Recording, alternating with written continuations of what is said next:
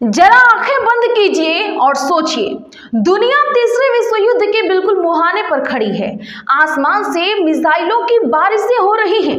एक तरफ Donald Trump का शक्तिशाली अमेरिका और इजराइल है, तो दूसरी तरफ मुजतबा खामनेई का ईरान। मिडिल ईस्ट में पिछले 38 दिनों से खूनी संघर्ष चल रहा है, जिसे नाम दिया गया था ऑपरेशन एपिक फ्यूरी। दुनिया विनाश की ओर बढ़ रही थी और हर देश को एक ऐसे मसीहा, एक ऐसे शांति दूत की तलाश थी जो इन महाशक्तियों को एक टेबल पर ला सके और इस तबाही को रोक सके। अब आप सोच रहे होंगे कि यह काम तो केवल भारत कर सकता है, आखिर हम तो खुद को विश्व गुरु कहते हैं ना। लेकिन रुकिए, अपनी सीट बेल्ट बांध लीजिए, क्योंकि इस पूरी ग्लोबल पॉलिटिक्स में एक ऐसा ट्विस्ट आया है जिस पर यकीन करना बहुत मुश्किल है। अमेरिका और ईरान के बीच जिस देश ने 2 हफ्तों का सीजफायर यानी युद्ध विराम करवाया, वो कोई सुपर पावर नहीं बल्कि कंगाली की कगार पर खड़ा हमारा पड़ोसी मुल्क पाकिस्तान है। जी हाँ, आपने बिल्कुल सही सुना, पाकिस्तान। जिस पाकिस्तान के पास अपनी आवाम को खिलाने के लिए आटा नहीं है, जो IMF के कर्जों पर अपनी सांसें गिन रहा है, वो दुनिया का चौधरी बनकर ग्लोबल शांति समझौते करवा रहा है। और इसी एक खबर ने भारत की सियासत में भूचाल ला दिया है। ये खबर सिर्फ पाकिस्तान के कूटनीतिक जीत का नहीं है, बल्कि भारत की उस साइलेंट कूटनीति का है जिस पर अब देश के भीतर से ही आग उगलने वाले सवाल उठने लगे हैं। जी हाँ, आज की इस स्पेशल रिपोर्ट में हम आपको उस कूटनीतिक पर्दे के पीछे की पूरी सच्चाई बताएंगे। यह एक ऐसी इनसाइड स्टोरी है जिसे सुनकर आपके पैरों तले जमीन खिसक जाएगी। तो इस वीडियो को बिना स्किप किए बिल्कुल अंत तक जरूर देखिएगा, क्योंकि बात देश की साख की है। चलिए पहले समझते हैं कि 8 अप्रैल 2026 तक दुनिया के नक्शे पर हुआ क्या है। 38 दिनों के विनाशकारी ऑपरेशन एपिक फ्यूरी के बाद अचानक अमेरिका और ईरान के बीच युद्ध विराम की घोषणा हो जाती है। डोनाल्ड ट्रंप अपने मंच ट्रूथ सोशल पर आते हैं और इसका ऐलान करते हुए कहते हैं कि यह अमेरिका की पूरी तरह से एक बड़ी और मुकम्मल जीत है। दूसरी तरफ ईरान भी अपनी पीठ थपथपाता है। ईरान की तरफ से कहा जाता है कि अमेरिका ने हमारा 10 सूत्रीय प्रस्ताव मान लिया है, इसीलिए असल जीत तो हमारी हुई है। इजराइल भी इस समझौते को मान लेता है, हालांकि वह यह शर्त जोड़ देता है कि वह लेबनान पर लागू नहीं होगा। लेकिन इस पूरी पिक्चर में असली खलबली तब मचती है जब खुद अमेरिकी राष्ट्रपति डोनाल्ड ट्रंप इस शांति समझौते का क्रेडिट चीन और पाकिस्तान को दे देते हैं। ट्रंप खुलकर पाकिस्तान के प्रधानमंत्री शहबाज शरीफ और आर्मी चीफ जनरल असीम मुनीर की भूमिका की तारीफ करते हैं। हद तो तब हो जाती है दोस्तों जब ईरान के सुप्रीम लीडर भी बयान जारी कर कहते हैं कि पाकिस्तान के PM शरीफ के भाईचारे वाले निवेदन पर ही उन्होंने यह कदम उठाया है। अब जैसे यह खबर दिल्ली के सत्ता के गलियारों में पहुंचती है, भारत की मुख्य विपक्षी पार्टी कांग्रेस सीधे प्रधानमंत्री मोदी पर ऐसा तीखा और चुभता हुआ प्रहार करती है जिसे सुनकर सत्ता पक्ष में सन्नाटा छा जाता है। कांग्रेस के दिग्गज नेता जयराम रमेश प्रेस कॉन्फ्रेंस कर सामने आते हैं और कूटनीति के मोर्चे पर सरकार को पूरी तरह घेर लेते हैं। जयराम रमेश का यह बयान केवल एक राजनीतिक तंज नहीं है, बल्कि यह भारत की विदेश नीति के उस तिलिस्म पर सीधा प्रहार है जिसे हम विश्व गुरु का नाम देते हैं। रमेश ने एक एक शब्द नाप तोल कर लेकिन बेहद आक्रामक शैली में जो कहा है उसे आपको ध्यान से सुनना चाहिए। मैं उसे यहाँ पर सीधे कोट कर रही हूँ, ध्यान से सुनिएगा। पूरी दुनिया पश्चिमी एशिया में अमेरिका, इजराइल और ईरान के बीच हुए 2 सप्ताह के युद्ध विराम का सावधानी से स्वागत करेगी, लेकिन यह संघर्ष 28 फरवरी 2026 को ईरान के शीर्ष नेतृत्व की लक्षित हत्याओं से शुरू हुआ था।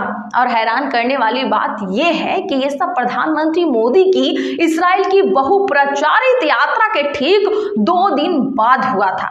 इस पूरे घटनाक्रम और इसमें प्रधानमंत्री मोदी की रहस्यमय चुप्पी ने भारत की वैश्विक प्रतिष्ठा को भारी ठेस पहुंचाई है। दोस्तों, रमेश के इन शब्दों की गहराई को जरा समझिए। वो सिर्फ सवाल नहीं पूछ रहे, वो आईना दिखा रहे हैं। वो पूछ रहे हैं कि जब गाजा में इजराइल का भयंकर मिलिट्री ऑपरेशन चल रहा था तब वेस्ट बैंक में तनाव अपने चरम पर था, तब हमारे प्रधानमंत्री खामोश क्यों थे? इसके बाद जयराम रमेश जो कहते हैं वो भारत की कूटनीतिक विफलताओं के दावों को एक नए स्तर पर ले जाता है। मैं उनका एक और बयान जस का तस कोट कर रही हूँ, सुनिएगा। पाकिस्तान द्वारा युद्ध विराम कराने में निभाई गई यह भूमिका प्रधानमंत्री मोदी की अत्यधिक व्यक्तिगत कूटनीति के सार और शैली दोनों के लिए एक बहुत गंभीर झटका है। जम्मू कश्मीर में आतंकवाद के लिए पाकिस्तान को अलग थलग करने और दुनिया को यह समझाने की हमारी नीति कि वो एक विफल राष्ट्र है स्पष्ट रूप से सफल नहीं हुई है। सोचिए, एक दिवालिया अर्थव्यवस्था जो पूरी तरह से बाहरी दाताओं की दया पर निर्भर है और कई तरह से अंदर से टूटा हुआ देश है, अगर वो दुनिया में ऐसे कूटनीतिक भूमिका निभाने में सक्षम हो गया तो यह पीएम मोदी की एंगेजमेंट और नैरेटिव मैनेजमेंट की रणनीति पर सीधा प्रश्न चिन्ह खड़ा करता है। स्वघोषित विश्वगुरु आज पूरी तरह से बेनकाब हो गए हैं। क्या बात है, जरा सोचिए इस आरोप की गंभीरता को। जयराम रमेश कह रहे हैं कि जिस पाकिस्तान को हम आतंकवाद के मुद्दे पर दुनिया भर में बैकआउट करने का दावा करते थे, जिसे हम अंतरराष्ट्रीय मंचों पर एक फेल स्टेट साबित करने का नैरेटिव सेट करते थे, आज वही मुल्क दुनिया को दो सबसे बड़े दुश्मनों के बीच पीस मेकर बनकर खड़ा है। अगर पाकिस्तान ऐसा कर सकता है तो भारत का वो नैरेटिव मैनेजमेंट कहाँ गया? क्या हमारी विदेश नीति सिर्फ घरेलू जनता की तालियां बटोरने तक ही सीमित रह गई है? लेकिन बात यही खत्म नहीं है दोस्तों। इस पूरी कहानी में कांग्रेस ने एक ऐसा सस्पेंस डाल दिया है जिसने कूटनीति के गलियारों में तूफान ला दिया है। जयराम रमेश ने अपनी प्रेस वार्ता में एक जिक्र किया ऑपरेशन सिंदूर का। उन्होंने सीधे प्रधानमंत्री मोदी और उनकी टीम की आंख में आंख डालते हुए एक बेहद चुभता हुआ सवाल दागा। सुनिए उन्होंने क्या कहा।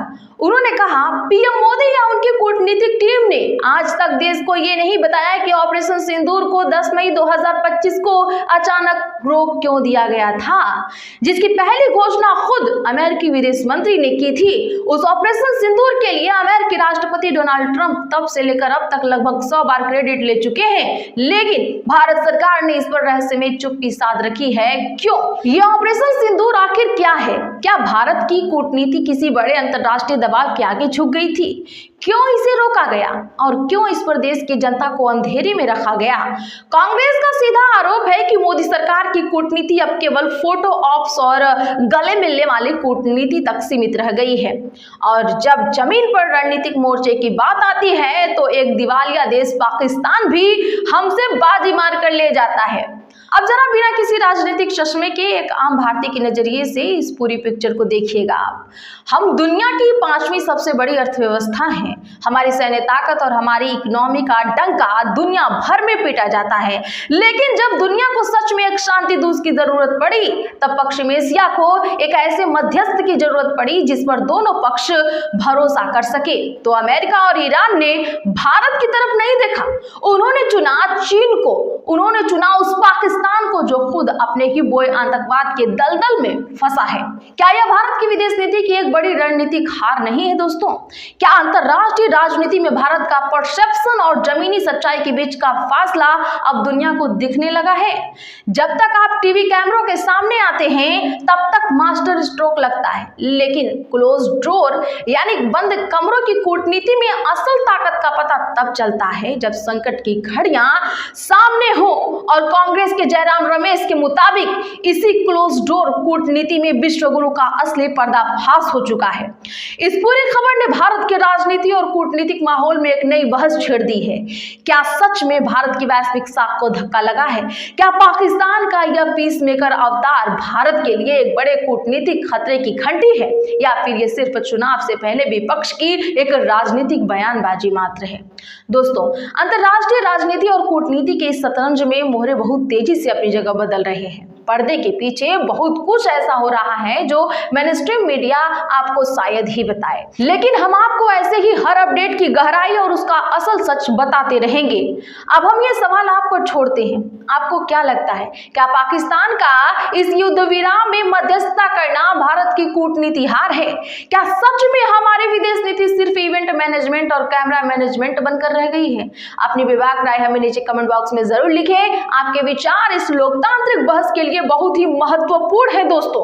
अगर आपको हमारी ये डीप एनालिसिस और अनफिल्टर्ड रिपोर्ट पसंद आई हो तो इस वीडियो को ज्यादा से ज्यादा लाइक करें, इसे अपने दोस्तों, रिश्तेदारों और व्हाट्सएप ग्रुप में शेयर करें ताकि हर भारतीय को इस ग्लोबल पॉलिटिक्स की असलियत पता चल सके।